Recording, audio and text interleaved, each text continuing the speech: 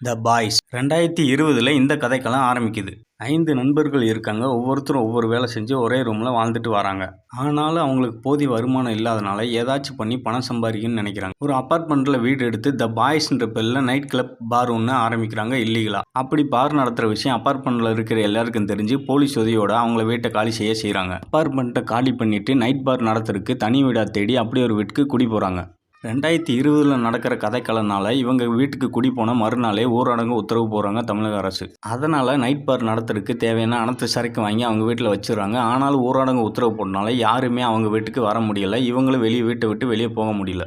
அதனால் த பாய்ஸ் பார் நடத்துறதுக்காக இவங்க வாங்கி வச்ச சரக்கை எல்லாம் இவங்களே குடிச்சு காலி பண்ணிடுறாங்க. அந்த வீட்டுக்கு போனதுலேருந்து சின்ன சின்ன அமானுஷங்கள் நடந்துட்டு இருக்கு. அப்புறம் தான் இவங்களுக்கு தெரிய வருது அந்த வீட்டில் பேய் இருக்குன்னு. அந்த வீட்டில் பேயை இருக்கிறது யார்? பேயை வீட்டிலேருந்து விரட்டினாங்களா அல்லது எல்லா படத்துலையும் வர மாதிரி பேயோட ஆசையை நிறைவேற்றினாங்களா? பேய்கிட்ட இருந்து தப்பிச்சாங்களா அப்படின்றதான் மிச்ச கதை. ஆக்டர் ஆர்யா, கிருஷ்ணா, கிங்ஸி, பாபா பாஸ்கர், மொட்டை ராஜேந்தர் இந்த கதையில் ஒவ்வொரு காட்சிக்கு வந்து போகிறாங்க.